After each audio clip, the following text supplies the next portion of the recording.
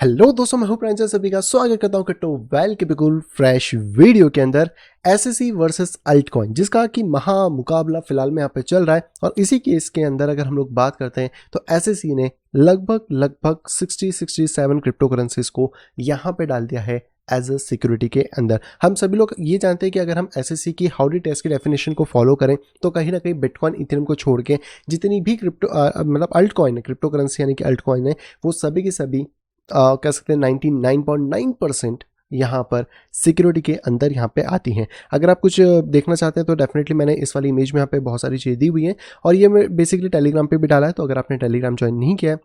तो जाके इसको चेकआउट कर सकते हैं। तो हालांकि हम आज किस बारे में बात करने वाले हैं, तो हम आज बात करने वाले हैं एसएससी के काले सच के बारे में, जो कहीं ना कहीं इन टोकन्स के साथ भी हो सकता है और इसी वजह से शायद ये टोकन्स यहाँ पर अभी भी एसएससी के साथ अपने आप को रजिस्टर्ड नहीं कर पा रहे हैं। और हम लोग ये चीज़ सोच रहे हैं कि यार अगर ये टोकन से इनको एसएससी बोल रहा है कि सिक्योरिटी है, तो पूरी दुनिया में तो सिक्योरिटी ट्रेड होती है, चाहे वो स्टॉक्स हो या फिर बाकी चीज़ें। तो इनको क्या तकलीफ है जो अपनी कंपनी को ये रजिस्टर्ड नहीं करा रहे हैं। तो देखो, इसका सिंपल सा रीज़न बताने से पहले वीडियो को लाइक कर दीजिए, चैनल को सब्सक्राइब कर लीजिए और यस, वीडियो को शेयर करना बिल्कुल भी ना भूलें। तो चलिए, सबसे पहले मैं आपको बताता हूँ कि देखो, ये जो क्रिप्टो करेंसीज अभी यहाँ पे सिक्योरिटी की डेफिनेशंस के अंदर कहीं ना कहीं आई हैं।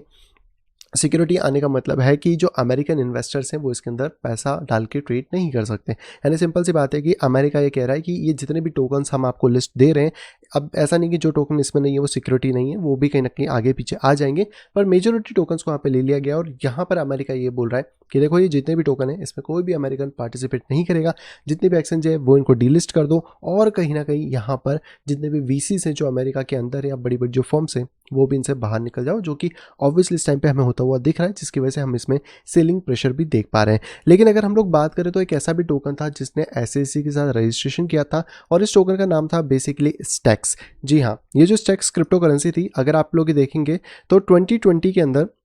ये दिसंबर का इनका आर्टिकल है जहाँ पे कि ब्लॉक स्टिक की जो टोकन सेल थी वो बेसिकली एसएससी क्वालिफाइड ऑफरिंग हुई थी यूएसए के अंदर, जो कि इसकी हिस्ट्री थी। और कहीं ना कहीं एसएससी के साथ इन्होंने रजिस्टर किया था और ये पहला ऐसा अल्टकॉइन बन जाता है जिसने पूरे कंप्लाइंसेस के साथ एसएससी में यहाँ पर रजिस्ट्रेशन किया। और इनका जो रजिस्ट्रेशन था वो एसएससी के अंदर रेगुलेशन A+ के अंदर आता है। और यहाँ पर 2000 कह सकते हैं जो 17 है वो यहाँ पर रेगुलेशन D's में आ जाते हैं। और यहाँ पे कुछ कह सकते हैं जो एक्रेडिट इन्वेस्टर्स थे उनको ही सिर्फ यहाँ पे पार्टिसिपेशन करने का मौका इसके अंदर यहाँ पे दिया जा रहा था। तो यहाँ पे क्या हुआ कि इन्होंने वापस अगले साल, अगर हम लोग बात करते हैं स्टेक्स के बारे में, तो इन्होंने यहाँ पे जनवरी 2021 के अंदर एक और आर्टिकल यहाँ पे पब्लिश किया और इन्होंने यहाँ पे साफ साफ बताया कि जो स्टेक क्रिप्टो करेंसी है अब वो यहाँ पे लंबा पार्ट नहीं रही है यूएस सिक्योरिटी का। और अब आप कह सकते हो कि ये कोई भी अनरजिस्टर्ड या रजिस्टर्ड सिक्योरिटी नहीं बनी है, ये वापस एक तरीके से अनरजिस्टर्ड सिक्योरिटी हो गई है। तो यहाँ पर इन्होंने क्लियर कट अपना बताया कि हमने फॉर्म यहाँ पे 1U रिपोर्ट दे दी है, जिसमें कि अब जो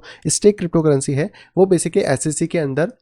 रजिस्टर्ड नहीं है, वो अपनी तरफ से फ्री हो चुके हैं, जैसे कि बाकी सभी अल्टकॉइन आज की डेट में हम लोग यहाँ पे देखते हैं। तो अब यहाँ पे ऐसा क्या हो गया कि अचानक से यहाँ पर एक साल पहले, जहाँ पे दिसंबर 2022 के अंदर ये लोग अपने आप को रजिस्टर कर रहे थे, वहीं पे हम बात करें तो जनवरी 2021 के अंदर आके इन्होंने अपने आप को वापस से विड्रॉल कर लिया। तो देखो, इस टाइम पे मेजरली अगर हम लोग बात करने की कोशिश करते हैं कि इस प्रोजेक्ट के साथ क्या हुआ, तो अगर आप यहाँ पर आते हैं तो देखो 2020 हम सभी को पता है कि थोड़ा सा बियर मार्केट का समय था, लेकिन उस टाइम भी इस वाले टोकन के लिए बहुत ज़्यादा मार पड़ी और कहीं ना कहीं ये टोकन एक साइडवेज रेंजेस में रहा। लेकिन जैसे ही इसने ये अनाउंसमेंट करी 21 जनवरी 2021 के बाद में कि अभी एसएससी का पार्ट नहीं है, इसके अंदर हमें एक अच्छा खासा शार्प मोमेंटम देखने को मिला और कहीं ना कहीं जो बुल रन था उसके अंदर भी इस टोकन ने बेटर परफॉर्मेंस यहाँ पे करी। हालांकि इस टोकन का ये कहना है कि देखो, हम लोग इस रिपोर्ट में मतलब सिंप्लीफाई अगर मैं करूँ तो इन प्रोजेक्ट का नाम है हीरो, और इनका ये कहना है कि हम लोग यहाँ पे जो सिक्योरिटी थे उसे सिर्फ इसलिए यहाँ पे हट रहे हैं क्योंकि अब हमारा जो प्रोजेक्ट है वो कहीं ना कहीं डिसेंट्रलाइज हो चुका है।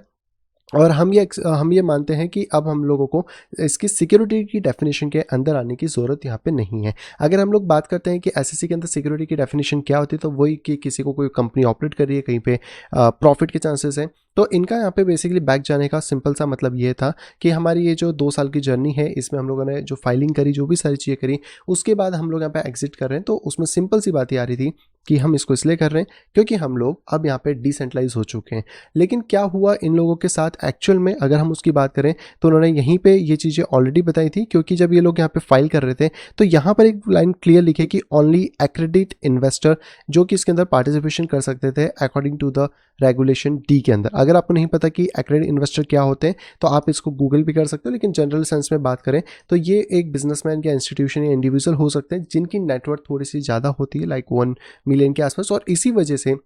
अगर हम लोग बात करें तो यहाँ पर प्रॉब्लम आई थी इनके रेगुलेशन में, क्योंकि इसमें रिटेलर्स पार्टिसिपेशन नहीं कर पा रहे थे। तो इसका सिंपल सा मतलब क्या हुआ, इसका सिंपल सा मतलब ये हुआ कि एसएससी ने इस टोकन को अपने अंडर तो ले लिया, बोला कि हाँ दे दो भाई, आ जाओ तुम हमारे रेगुलेशन में, लेकिन प्रॉब्लम यह है कि इसमें कोई भी इन्वेस्ट नहीं कर पाएगा, सिर्फ पर्टिकुलरली कुछ लोगों को छोड़ के। और अगर इस तरीके की चीज़ें होंगी क्रिप्टो करेंसी या किसी भी मार्केट के अंदर, तो वो क्रिप्टो करेंसी यहाँ पे फल फूल नहीं सकती। और उसी का हम लोगों को जो रीज़न था वो देखने को मिला 2020 के सेशन के अंदर। लेकिन जब 2021 के सेशंस आए, जब इन्होंने अपने आप को डीमर्ज कर लिया एसएससी से, हम कह सकते हैं कि अपने रेगुलेशन जो सिक्योरिटी थी वो वापस से कहने के लिए वापस आ गए, तो वहाँ पे हमें इसमें रियल पोटेंशियल ऑफ ग्रोथ देखने को मिला, जिससे कि ये प्रोजेक्ट ने एक नई चीज़ फॉर्म की। हालांकि अगर इस प्रोजेक्ट की बात करें कि ये करता क्या है, तो ये यहाँ पे जिस तरीके से हम बात करें तो ये बिटकॉइन के लिए एक लेयर है, यानी आप इसको L2 कह सकते हो बिटकॉइन के लिए, जहाँ पे कि आप स्मार्ट कॉन्ट्रैक्ट क्रिएट कर सकते हो और स्मार्ट कॉन्ट्रैक्ट बना के आप Web3, DeFi, NFT सारी चीज़ों को बिटकॉइन के ऊपर यहाँ पर ला सकते हो। लेकिन ये वो चीज़ें जो कि एसएससी ने कहीं ना कहीं यहाँ पे करी है। और अगर हम लोग बात करते हैं तो इन टोकन्स के साथ भी यही सिमिलर इशू हो रहा है कि अगर ये एसएससी रजिस्टर्ड हो भी जाते हैं तो इस बात की कोई श्योरिटी या गारंटी नहीं है कि इनका वॉल्यूम ड्रॉप नहीं होगा और इनको भी यहाँ पे एक्रेडिट जो इन्वेस्टर्स हैं उनकी कैटेगरी में नहीं डाला जाएगा। तो कहीं ना कहीं एसएससी का जो प्लान है या जो चीज़ें हैं वो कुछ इसी तरीके से वर्क कर रही है, जहाँ पे कि अल्ट्स कॉइन को लेकर या क्रिप्टो करेंसी मार्केट को लेकर कि उसके अंदर ज़्यादा इन्वेस्टर्स ना जा पाए और कहीं ना कहीं उसको बाउंडेड कर दिया जाए इन्हीं सभी चीज़ों से। हालांकि अभी इस चीज़ के ऊपर माइट भी पॉसिबल है कि जितने भी प्रोजेक्ट्स हैं शायद ये कोर्ट के अंदर जाएं, हियरिंग्स हो, सारी चीज़ें। और इसके लिए इंपॉर्टेंट जो चीज़ें निकल के आएंगी वो निकल के आएंगी एक्सआरपी के केस से, जो कि एसएससी वर्सेस एक्सआरपी यहाँ पे चल रहा है। तो उसको भी हम लोगों को देखना होगा कि उसके नतीजे क्या आते हैं। एक्सआरपी का फ्यूचर इन बहुत सारे अल्टकॉइन के लिए डिसाइड करेगा कि सिक्योरिटीज़ के अंडर ये लोग रहने वाले हैं या फिर वहाँ से बाहर निकलेंगे। और हम सभी लोग चाहते हैं कि एसएससी वो हाउडी टेस्ट इन पर ना अप्लाई करें, क्योंकि ये एक नई टेक्नोलॉजी है, नए तरीके से वर्क करती है। तो इनके जो रेगुलेशंस हैं, इनके जो फ्रेमवर्क्स हैं